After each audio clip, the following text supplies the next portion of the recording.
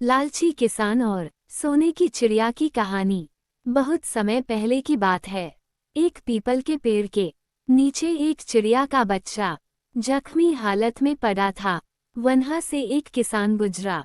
किसान ने चिड़िया के बच्चे को तड़पते हुए देखा तो उसने उसे उठा लिया और अपने घर ले आया और चिड़िया की बच्चे की मलहम पट्टी की और दाना पानी दिया। 1-2 दिन में चिड़िया का बच्चा एकदम स्वस्थ और ठीक हो गया। किसान के बच्चे दिन भर चिड़िया के बच्चे के साथ खेलते रहते थे। धीरे धीरे चिड़िया का बच्चा बड़ा होने लगा। उसके छोटे छोटे पंख निकल रहे थे। उसके पंखों का रंग सुनहरी था। धीरे धीरे समय बीतता गया। चिड़िया का बच्चा बड़ा हो चुका था और उसके पंख भी बड़े बड़े हो चुके थे।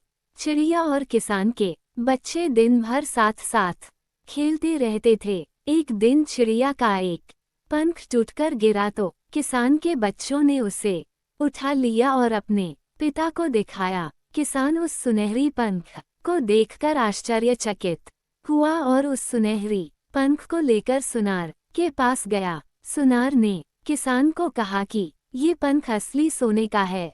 किसान ने उस सुनहरी पंख को बेचकर खूब सारे रुपए ले लिए। अब किसान का जीवन अच्छा कट रहा था। चिड़िया का प्रत्येक 4-5 दिन में एक पंख टूटकर गिर जाता था और किसान उसे बेचकर खूब सारे रुपए ले आता था।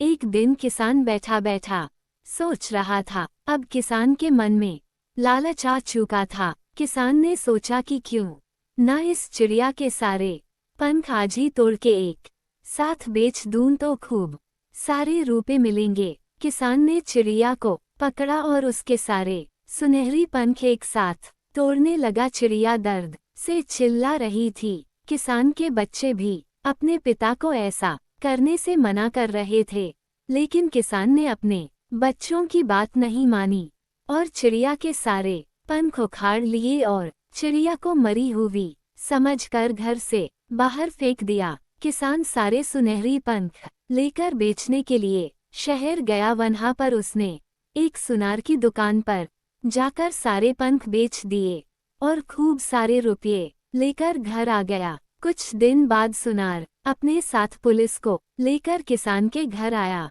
पुलिस ने किसान को पकड़ लिया। सुनार ने किसान पर उसके साथ धोखा करने का आरोप लगाया था। सुनार ने कहा कि किसान ने उसे जो सुनहरी पंख दिए हैं वो सब पीतल के हैं। सुनार ने किसान से कहा कि उसके सारे रुपए लौटा दे, लेकिन किसान ने उन रुपयों को खर्च कर दिया था। इसलिए पुलिस ने किसान को जेल में डाल दिया। किसान के पत्नी और बच्चे बहुत परेशान हो रहे थे। उन्हें अपने पिता को बचाने का कोई रास्ता नहीं मिल रहा था। अंततः किसान की बड़ी बेटी सुकन्या ने उस सुनहरी चिड़िया को खोजना शुरू किया। किसान की पुत्री जंगल में उस सुनहरी चिड़िया को खोजती रही। सुनहरी चिड़िया को खोजते खोजते उसे एक झोपड़ी नजर आई। उसने पानी पीने के लिए झोपड़ी में प्रवेश किया। झोपड़ी में एक साधु महात्मा बैठे थे। किसान की पुत्री सुकन्या ने साधु महात्मा से सुनहरी चिड़िया के बारे में पूछा और साधु महात्मा को सारी बात बताई। साधु महात्मा ने सारी कहानी सुनकर सुकन्या को कहा कि जिस सुनहरी चिड़िया की तुम बात कर रही हो वो मेरी चिड़िया है और मेरे पास है।